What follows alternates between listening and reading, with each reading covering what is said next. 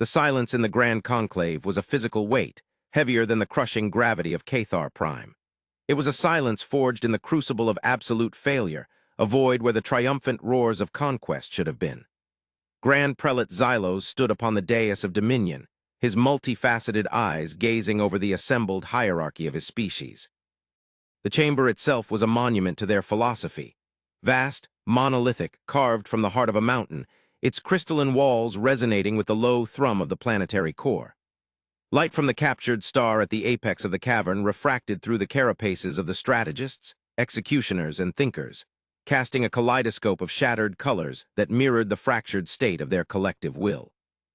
For millennia, the Cathar Dominion had expanded, their singular purpose a spear of divine right piercing the soft underbelly of a chaotic galaxy. To exist was to conquer. To conquer was to prove worth. It was the only truth they had ever known, and in the span of a Terran designation, 10 minutes, that truth had been rendered meaningless. The invasion had been flawless in its conception. A vanguard of their finest warships, obsidian blades that had carved empires from nascent star systems, materialized in high orbit above the insignificant blue world. Their target, a primitive species calling themselves humanity, had only just begun to harness the atom, their crude chemical rockets a laughable mockery of true interstellar travel. The Dominion's scans had confirmed it. They were a fractured, warring people, their global communications a cacophony of conflicting ideologies. They were ripe for assimilation, their world a strategic jewel. The Strategist Prime had assured the Conclave that the planet's defenses would be neutralized before the humans could even register the threat. The subjugation would be a footnote in the glorious annals of Cathar history, but the annals would now record something else entirely. The Vanguard had initiated its primary energy descent, the beams designed to disable global power grids and communications in a single, overwhelming stroke. For a few moments it had worked. Then something had answered. It was not a weapon, not as the Cathar understood it. There was no counterfire, no energy discharge, no kinetic impact. There was only a resonance, a wave of intricate, layered energy that swept through their fleet with the gentle insistence of a rising tide. It did not destroy, it simply undid. The drive cores went silent, the weapon arrays went cold, the life support systems remained, a baffling act of mercy or profound contempt. Their entire vanguard, the pride and fury of the Dominion, was left inert, a collection of dead metal floating in silent orbit around a world that should have been theirs. The crews were alive, trapped in silent monuments to their own impotence. 10 minutes, from the first energy beam to the final, echoing silence. Now in the Conclave, the fear was a palpable miasma. It emanated from the rigid posture of Executioner General Kalen, his bladed forelimbs clenched so tightly they threatened to splinter his own carapace. It was in the flickering, uncertain light patterns rippling across the shells of the Thinker Adepts, and Xylos felt it in the cold pit of his own being. He was the Grand Prelate. He had sanctioned the strike. This failure was his, a stain upon a legacy that stretched back through generations of conquerors. He had underestimated them. This was the obvious, simplistic conclusion, but it was the nature of that underestimation that haunted him. It was not a failure of military intelligence, but a failure of cosmic imagination. What kind of species possessed the power to neutralize a Dominion fleet without firing a single shot, yet chose to do so with such restraint? It was illogical. It was a violation of the fundamental principle of survival. An existential threat must be met with overwhelming, annihilating force. To leave an enemy's warriors alive was to invite retribution. The Cathar were waiting for that retribution. The entire Dominion held its breath, braced for the inevitable counterassault. Days had passed. Earth remained silent. The waiting was a form of torture the Cathar had never conceived of inflicting, for it targeted the spirit rather than the flesh. They mock us. Executioner General Kalen's voice finally shattered the silence, a harsh, grating sound like stone grinding against stone. He stepped forward, his massive frame casting a long shadow. They have disarmed our warriors, and now they wait, watching us from their pale blue rock, enjoying our uncertainty. It is a psychological tactic meant to unnerve us before they strike. I say we do not give them the satisfaction. We dispatch the Grand Armada, all of it. We will not target their infrastructure this time. We will crack their world open, burn their atmosphere, and boil their seas. We will erase the stain of this humiliation with the fire of our righteous fury. The sentiment rippled through the assembled executioners, their carapaces flashing with aggressive crimson hues. It was the Cathar way. A challenge met with disproportionate force, an insult answered with annihilation, but Xylos did not feel the familiar surge of righteous will. He felt only a profound and unsettling curiosity. You speak of fury, General, Xylos said, his voice a low, resonant hum that commanded attention. But fury is a tool of the certain. I am no longer certain. We witnessed a power that does not conform to our understanding of warfare. It was not destructive. The reports from the thinkers suggest the energy wave was structured, complex, almost elegant. It operated on a principle of physics our most advanced models cannot replicate. A slender figure detached itself from the cohort of thinkers. It was Lyra, her carapace a muted, contemplative shade of violet. Her movements were fluid, lacking the rigid certainty of the military castes. "The Grand Prelate is correct," she stated, her voice soft but clear, cutting through the rising martial fervor. "We have analyzed the resonance. It did not brute force our systems into submission. It convinced them. It found the fundamental frequencies of our drive cores, the command language of our weapon emitters, and it introduced a paradoxical equation, a logical impossibility that caused them to shut down to prevent their own destruction. It was like a whisper that taught a machine the concept of its own mortality. The level of sophistication is staggering. To deploy such a thing as a planetary defense mechanism implies a level of scientific and philosophical understanding that dwarfs our own." Kalen scoffed, a sharp exhalation of heated air. "Philosophy? They are primitives who still burn fossil fuels for energy. Their strength is a trick, a stolen piece of technology from some forgotten race they stumbled upon. They do not possess the will to wield it properly. They were lucky. We will not allow them to be lucky again." "Was it luck, General, that they chose to spare our crews?" Xylos countered, his gaze locking with Kalen's. "Was it a trick that they left our ships intact, a floating testament to their restraint? A species wielding a stolen, misunderstood weapon would have unleashed its full power. They would have obliterated the vanguard, not disarmed it. This was a deliberate act. It was a statement." "Then what is the statement, Prelate?" Kalen shot back, his frustration evident. "That they are our superiors. That we should bow before a species that still flings metal cans at their own moon? Unacceptable. The Dominion does not bow." "I do not suggest we bow," Xylos replied, his tone cooling. "I suggest we think. For the first time in 1,000 cycles, we have encountered a force that does not follow the ancient, brutal calculus of power. They did not respond to our aggression with greater aggression. They responded with precision, with control, and now with silence. This silence is the true weapon. It is forcing us to look inward, to question the very foundations of our strength, and I see that it is working. Your rage, General, is born not of confidence, but of a newfound fear." The accusation hung in the air, heavy and undeniable. Kalen's crimson shell deepened, a clear sign of his fury, but he offered no retort. The truth of it had struck the heart of the conclave. The Cathar were a people of action, of forward momentum, of perpetual conquest. This enforced inactivity, this waiting for a response from a species they had deemed irrelevant, was eroding the core of their identity. They were a predator that had lunged and missed, and now found itself being calmly observed by its intended prey. The prey had not fled. It had not attacked. It had simply watched and waited. What did the humans want? What were they planning? The possibilities were far more terrifying than any fleet of warships. A direct assault could be met and crushed. But how did one fight a silence? How did one wage war against an enemy who refused to be an enemy, yet held the power to undo them with a whisper? Xylos looked out at the faces of his dominion, at the hardened warriors and the brilliant thinkers, and saw the same question reflected in 1,000 compound eyes. For the first time in their glorious, violent history, the Cathar did not know what to do. The blue world hung in their minds, no longer a target, but a silent, patient enigma. And the weight of its silence was pressing down on their empire, threatening to crack it from within. The days bled into weeks. The Dominion's internal functions began to fray under the strain of the unnatural peace. Production quotas on Forge worlds faltered as workers waited for a war that did not come. The constant stream of military propaganda, celebrating the relentless march of the Cathar will, fell silent, for there was no victory to celebrate, only a bewildering and humiliating stalemate. The trapped crews of the Vanguard fleet sent back monotonous reports. Life support stable, no external contact, the blue world below turning with maddening indifference. They were prisoners in their own machines of war, held captive not by force fields or armed guards, but by an elegant, passive equation they could not solve. The psychological toll was immense.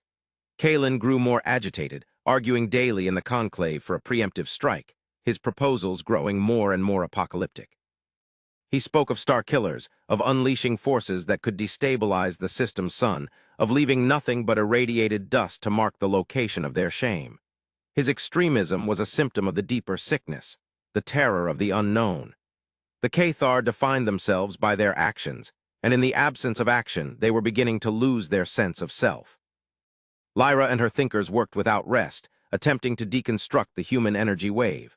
They built simulations, ran countless projections, but they were like children trying to comprehend a language whose fundamental grammar was beyond them. Every answer they found only led to more profound questions. The energy was not just a frequency, it carried information. It was structured like a living thing, with layers of complexity that hinted at a consciousness, a purpose. They discovered that it had not just disabled their ships, but had simultaneously scanned them with a level of detail that bordered on the biological. It knew the precise atomic structure of their hull plating, the quantum state of their energy cores, and most disturbingly, the neurological patterns of every Cathar crew member aboard. They had been seen, not just as a fleet, but as individuals. The concept was alien to the Cathar, whose identity was subsumed into the collective will of the Dominion. To be singled out, to be known so intimately by an enemy, was a violation far deeper than physical assault. Xylos spent much of his time in the Chamber of Reflection, a solitary space at the apex of the conclave spire where the starlight of the galaxy painted the obsidian floor. He had the logs of the Vanguard fleet projected around him, a ghost fleet of his own making. He watched the final moments of the invasion over and over. The serene, beautiful curve of the blue planet, the arrogant descent of his warships, and then the soft, pervasive wave of light. There was no malice in it, no anger. Watching it felt less like observing a weapon and more like witnessing a natural phenomenon, like the birth of a nebula or the gentle pull of a moon. This was the source of his fear. The humans did not seem to operate on the same emotional spectrum. Conquest was driven by a need for dominance, a hunger for resources, a fear of being supplanted. But the human response seemed to be driven by something else entirely. It felt corrective. As if they were not fighting an enemy but balancing an equation, curing a disease. The Cathar were the disease. One cycle, as he stood amidst the holographic ghosts, a communication sigil chimed. It was a Priority 1 alert, a signal used only for direct contact from an unknown, non-protocol source. His hearts began to pound, a trio of rapid, heavy beats against his inner shell. It was them. After weeks of silence, Earth was finally speaking. He strode back to the dais of Dominion, the alert echoing through the vast chamber and summoning the conclave's highest echelons. Kalen arrived first, his crimson shell pulsing with battle readiness. Lyra followed, her violet carapace calm and focused. The others filed in, their movements betraying a mixture of dread and grim anticipation. The war would begin now. The true war. They were ready for fire and death. They were prepared for fleets that could tear suns apart. They were not prepared for what came next. The communication was not a voice, but a simple, text-based transmission, translated flawlessly into the highest form of Cathar diplomatic language. It appeared on the main holographic display in the center of the conclave. The characters were stark, elegant, and impossibly calm. "We have observed your period of reflection." The message hung in the air, a statement of such profound arrogance it left even Kalen momentarily speechless. They had not been waiting in fear or indecision. They had been observing, judging. "You have based your civilization on the principle that strength is the capacity to impose one's will upon others. You have therefore concluded that our strength must be a greater version of your own. You anticipate a retaliation of overwhelming force. You are preparing for a war of annihilation." The words were not an accusation, but a simple statement of fact. They had analyzed Cathar society from afar, analyzed it so perfectly that they could predict their reaction to the letter. Xylos felt a chill that had nothing to do with the chamber's temperature. They were being dissected. "This assumption is incorrect. Your understanding of power is incomplete. We do not define our strength by our ability to destroy. We define it by our ability to create, to understand, and to choose. We could have destroyed your fleet. We chose not to. We could have answered your aggression with our own. We have chosen not to." "Insolence," Kalen roared, finding his voice at last. "They lecture us like misbehaving spawn. Prelate, we must not tolerate this. Trace their signal, target their world, end this now." Xylos raised a hand, silencing him. He was transfixed by the message. It was the key, the answer to the question that had plagued him. He had to see it through. "Your act of aggression cannot be ignored. A response is required. But our response will not be one you are equipped to understand through the lens of conflict. It is not an attack. It is a gift, a correction to your flawed axiom." The final line of text appeared, and with it, A small, intricate vessel materialized from nothingness in the space just beyond Cathar Prime's orbital defense perimeter. It was a ship of impossible design, not built of metal plates and struts, but seemingly woven from light and solidified geometry. It was small, elegant, and utterly alone. It pulsed with a soft, silver luminescence, a single star of peace in a sky braced for a storm of war. Our retaliation has begun. And then it happened. It was not an explosion. It was an unfolding. From the small, silver ship, a new wave of energy expanded, but this one was different. It was slower, more deliberate. It did not target their technology. It targeted their minds. Every Cathar in the conclave on the planet across the entire Dominion felt it at the same instant. It was a whisper in the soul, a sudden, overwhelming flood of something else. It was not a psychic attack meant to cause pain or madness. It was a torrent of pure, unadulterated information. It was data, but data imbued with feeling, with context, with life. It was the entirety of human existence, downloaded directly into the consciousness of every living Cathar. It was a symphony by a composer named Beethoven, a soaring, agonizing expression of defiance and joy that made no sense to a species that did not value individual emotion. It was a painting of a starry night by a madman named Van Gogh, the swirling colors conveying a sense of cosmic wonder and solitude that was utterly alien. It was the full text of their philosophies, the writings of Plato and Nietzsche, the Tao Te Ching, concepts of self-determination, existentialism, and compassion that were antithetical to the Cathar collective will. It was more than just their art. It was their history, a brutal, bloody chronicle of self-destruction and astonishing resilience. The Cathar saw the rise and fall of empires, the horrors of their wars, the genocides, the famines, the plagues. They saw a species constantly on the brink of annihilating itself, a fact that should have confirmed their primitive nature. But intertwined with the horror was something else. They witnessed the moments of sacrifice, the acts of selfless love, the quiet courage of individuals standing up against injustice. They saw a scientist named Curie dying for her discovery, a leader named Lincoln freeing millions from bondage, an anonymous man standing in front of a line of tanks. They experienced the raw, unfiltered memories of individual humans. A mother holding her newborn child for the first time, the overwhelming, illogical flood of protective love. A soldier weeping for a fallen comrade, the profound grief a direct contradiction to the Cathar ideal of a warrior's emotionless duty. The simple joy of a shared meal between friends. The quiet satisfaction of solving a difficult mathematical problem. The sting of a first heartbreak. The peace of watching a sunset over an ocean. The conclave descended into chaos.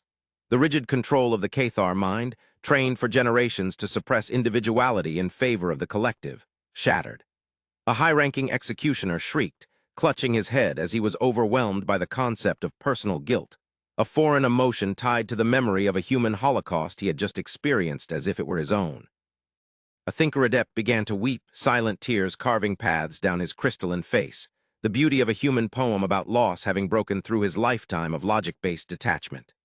Kalen was on his knees, his carapace flickering wildly between crimson rage and a new, terrifying color of pale, bewildered blue. He was experiencing the fear of a child lost in a forest, the defiant hope of a prisoner on death row, the love of a father for his daughter. These were not his feelings, yet they were inside him, as real as his own body. He was being drowned in the ocean of another species' soul. Xylos stood on the dais, his own mind a storm. He was reeling, buffeted by a billion lifetimes. He saw humanity's flaws, their pettiness, their cruelty, their breathtaking arrogance. They were a chaotic, self-destructive, contradictory species. But they were also magnificent. Their capacity for empathy, their relentless curiosity, their ability to create beauty for no other reason than to feel something, their desperate, often failed but never abandoned struggle toward a concept they called goodness. It was this that struck him most. For the Cathar, there was only the dominion, only the will. There was no good or evil, only strong or weak. But humanity, in all its chaos, was obsessed with the distinction. They argued over it, killed for it, died for it. Their entire existence was a furious, passionate debate about what it meant to be better. He focused on a single thread of experience from the torrent, a memory from an old man sitting on a wooden porch watching his grandchild play. There was no conquest in the memory, no glory, no advancement of his species' dominance. There was only a quiet, profound sense of peace and connection, a feeling of a life well lived, measured not in worlds taken, but in moments of love shared. The feeling was so pure, so powerful, it felt more real than any victory he had ever known as Grand Prelate. This was their retaliation. It was not a weapon to kill the body, but a truth to kill a philosophy. They had not come to conquer the Cathar. They had come to set them free, free from the singular, crushing burden of the will. They had looked upon the Cathar's rigid monolithic empire and had not seen a threat but a prison, and their response was to give them the key. The key was individuality. The key was empathy. The key was the staggering, beautiful, terrible chaos of being alive. Xylos looked down at his own hands, the formidable claws that had signed the death warrants of worlds, and for the first time he saw them not as instruments of power, but as the hands of a stranger. He, Xylos, was an individual. The thought was the most terrifying and liberating thing he had ever experienced. The alien invasion had lasted 10 minutes. The human retaliation would last for the rest of his life. In the aftermath of the ontological cascade, as the thinkers had named it, the Cathar dominion was a shattered thing. The collective will, the psychic bedrock of their civilization for eons, was gone. In its place were billions of individual consciousnesses, each reeling from the sudden, violent birth of selfhood. On the Forge worlds, the endless production lines fell silent as workers looked at their tasks and for the first time asked, why? In the military academies, warrior caste youths, once driven by the singular desire for glory, were now plagued by human memories of the cost of war, the grief of loss, the horror of inflicting pain. Their society had not been destroyed, but its engine had been turned off. The single, unified purpose that had driven them to the stars was replaced by a cacophony of individual desires, fears, and hopes. It was a crisis on a civilizational scale. The Grand Conclave was a microcosm of this chaos. Kalen had recovered from his initial shock, and his newfound individuality had curdled into a fanatical, burning hatred. He saw the human gift as the ultimate violation, a psychic contamination that had destroyed their species from within. He rallied a faction of executioners and traditionalists around him, their carapaces locked in a permanent, furious crimson. They advocated for a complete severance from the galaxy, for a purging of the human data, and for a brutal reimposition of the old ways, even if it meant a civil war. "They have poisoned our souls," he thundered in the chamber, his voice raw with a personal fury that was far more potent than his old, abstract loyalty to the Dominion.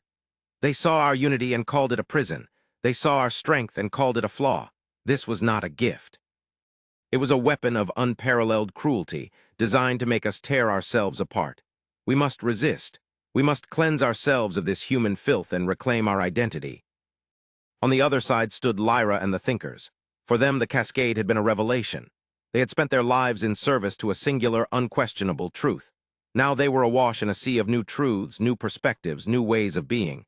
They were not diminished, they were expanded. They spent their cycles in feverish study, not of weapon trajectories, but of human poetry. They debated not military strategy, but ethics and art. Lyra's own carapace had settled into a dynamic, shifting pattern of violet and silver, a visual representation of her enlightened and curious mind. "Kalen sees a poison, but I see a cure," she argued, her voice filled with a calm passion that was utterly new. "Our unity was a cage, elegant and strong, but a cage nonetheless.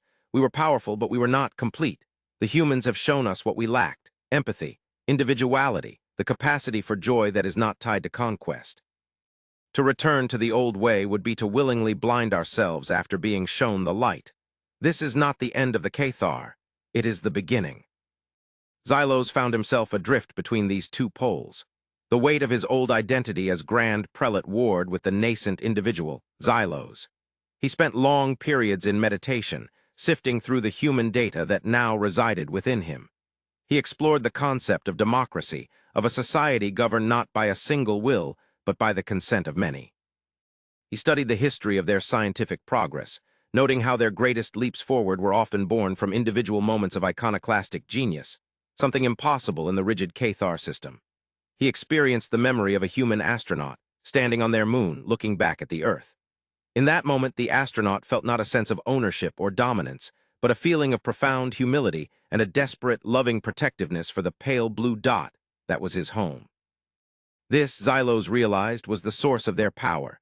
Their strength did not come from a desire to conquer the universe, but from a deep, abiding love for their small corner of it. It was a paradox. Their global disunity and constant conflict was a weakness, but the underlying value they placed on individual life and their home was a source of unimaginable resilience. Decision had to be made. Kalen's faction was gaining strength, their message of fear and purity appealing to those most disoriented by the change. Civil war was not a possibility, it was an inevitability unless he acted. He called the conclave to order one final time. The chamber was tense, divided. The crimson of Kalen's followers glared across the floor at the contemplative violets and silvers of Lyra's adherents. Xylos ascended the dais of dominion, but he no longer felt like its master. He felt like its custodian, responsible for guiding it through this painful, necessary transformation. "I have listened to the arguments," he began, his voice resonating with a new, personal authority. "I have felt the rage of Kalen and the wonder of Lyra. Both are now part of what it means to be Cathar, but a choice must be made, a path must be chosen." He turned his gaze to Kalen. "You speak of cleansing, General, of purging the human influence, but how? This data is not a virus. It is knowledge, it is experience, it is now part of us. To erase it would be to lobotomize our entire species. You believe our old way was one of strength. I have come to see it as one of profound fragility. It was a single note held for 1,000,000 years. The humans have given us a symphony. It is chaotic, it is dissonant, but it is infinitely more beautiful and more resilient." He then looked to Lyra. "And you speak of a new beginning, you are right, but we cannot simply become human. We must integrate their wisdom with our own strengths, our discipline, our capacity for focused action, our history. We must become something new, something better than what we were and something different from what they are." Finally, he addressed the silent watching space where the human ship had been. He knew they were listening. "For my entire life, I served the Dominion. Today, I serve the Cathar people, and I choose the path of change. I choose the symphony over the single note." He activated the Grand Prelate's command protocols, but not to dispatch warships. He broadcast a message to the entire Cathar race, a message not of command, but of guidance. He spoke of the pain of their transformation, acknowledging it, validating it. But he also spoke of its promise. He officially dissolved the rigid caste system, declared an end to the philosophy of conquest, and called for the formation of a new governing body, a council of individuals, to guide them in this new era. Kalen roared in defiance, drawing his ceremonial blade. "Traitor, you have destroyed us!" He lunged towards the dais. But before his own executioners could join him, they were blocked, not by other warriors, but by a wall of thinkers, their slender bodies placed in the path of the armored soldiers. They were willing to die for an idea, an act of individual sacrifice that would have been unthinkable weeks before. The standoff was broken not by violence, but by a sudden, calm presence. In the center of the chamber, a new holographic image coalesced. It was not text this time. It was a figure, a human, or at least a representation of one. It was androgynous, its form composed of soft, flowing light, its face serene and unreadable. It was the emissary. "Your choice has been made, Xylos of Cathar." The emissary's voice was a calm, melodic chorus, as if 1,000 voices spoke as one. It held no judgment, no triumph. "You have chosen the more difficult path, the path of growth." "Why?" Xylos asked, the single word containing all the pain and confusion and wonder of the past weeks. "Why did you do this to us? What do you want from us?" The emissary extended a hand of light. The star map of the galaxy appeared in the air above them, a vast, glittering tapestry. "What we want," the voice said, "is for you to be ready. Your civilization, like ours, was on a path to self-limitation. Yours through the rigidity of your will, ours through our own internal conflicts. Both were dead ends. We needed you to change, because we cannot face what is coming alone." The emissary gestured, and the map zoomed out past the edge of their galaxy into the yawning, terrifying darkness of the intergalactic void. A single point of light appeared in that void, faint and impossibly distant. "For centuries, we have been monitoring a signal. It is not a communication. It is an echo, a tombstone." The signal was translated into a form the Cathar could understand, a complex, repeating wave of mathematical sorrow. It was a final, automated message from a civilization that had died billions of years ago. In a galaxy so far away its light had only just reached them. "They were the first," the emissary explained, its voice taking on a somber gravity. "The first we know of to achieve interstellar civilization in this cosmic neighborhood. Their message is a warning. They speak of a recurring phenomenon, a force they call the Great Silence. It is not a hostile species. It is not an invading fleet. It appears to be a fundamental, cyclical wave of physical law, a cosmic reset. It sweeps through a galaxy and complex, intelligent life simply ceases. It unravels the high-order structures of consciousness, dismantles advanced technology at a quantum level, and leaves behind only simple, microbial life to begin the process anew. It is not malevolent. It is simply a force of nature, like a tide that scours a beach clean. A profound cold settled over the conclave. The squabbles of empires, the philosophies of conquest, All of it seemed like the games of infants in the face of such a concept. The signal gives us a timetable, the emissary continued. The last wave passed through our galaxy long before our sun was even born. The next one is due. In cosmic terms, it is imminent. We have spent all of our history since discovering this signal preparing, not building weapons to fight it, for you cannot fight a change in the laws of physics. We have been preparing to endure it.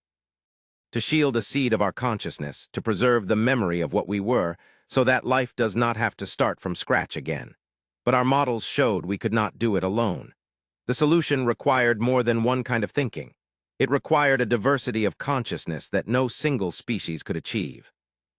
The emissary looked at Xylos, and for the first time he felt he could see a flicker of something like hope in its light form. We searched for species with the potential to become partners. We found you. We saw your discipline, your unity of purpose, the sheer scale of your industrial and mental power. But you were trapped in a philosophy that would have led you to try and fight the wave head-on, and you would have been annihilated. You lacked the one thing necessary to understand the true nature of the problem: empathy. The ability to value existence for its own sake, not just for the power it gives you. Our retaliation was not a punishment. It was an invitation, a desperate, dangerous, and necessary attempt to accelerate your evolution. We needed you to become individuals, to learn to value life, so that you would understand what we are trying to save. The full weight of it descended upon Xylos. The invasion, the 10-minute failure, the weeks of silence, the shattering of his civilization, it had all been a test, a crucible designed to forge them into something new. Humanity had not been a target nor an enemy. They had been a catalyst. They were not conquerors. They were desperate gardeners, trying to cultivate an ally in a universe that was periodically, impersonally, designed to wipe the garden clean. He looked at Kalen, whose crimson rage had faded to a stunned, horrified gray. He looked at Lyra, whose violet shell was shimmering with an awe that transcended understanding. He looked at the faces of his people, individuals now united not by a forced will but by a shared, terrifying, and magnificent purpose. His people were not broken. They had been remade. He stepped down from the dais, the symbol of the old way, and stood on the floor of the conclave, an equal among them.